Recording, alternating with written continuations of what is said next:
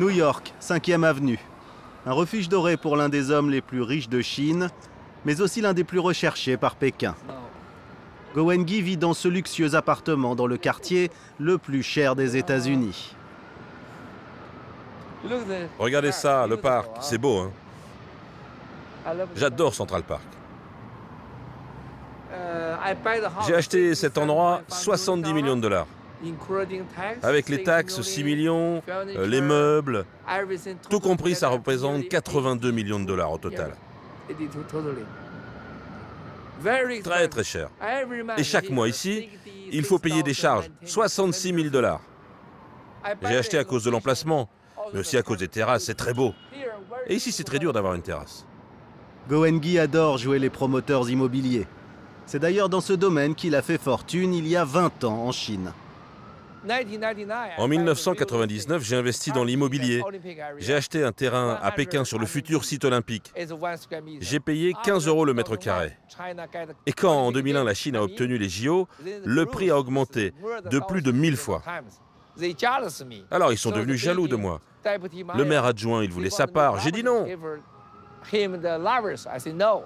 J'ai refusé.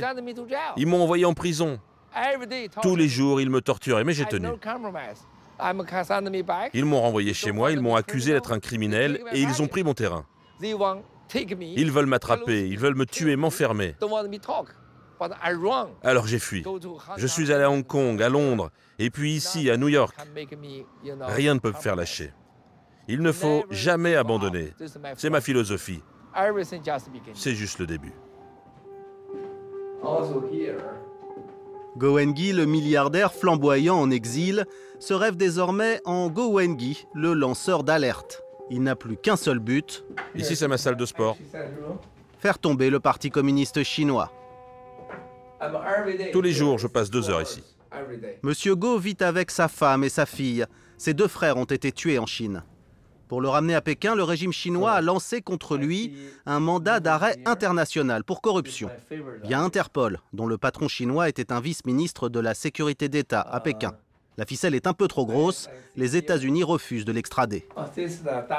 Et là, ce sont des photos du Dalai Lama.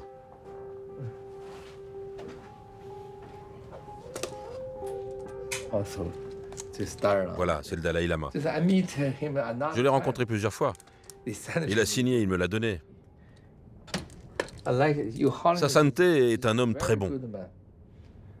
Ah, j'étais très gros à l'époque. Hein. J'ai perdu 7 kilos depuis. Et puis, j'ai du sang tibétain, hein. Il me connaît.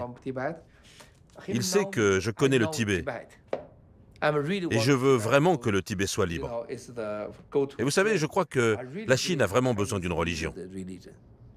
Ces photos avec le Dalai Lama, ennemi juré du Parti communiste, une ultime provocation pour cet homme qui vit 24 heures sur 24 sous protection.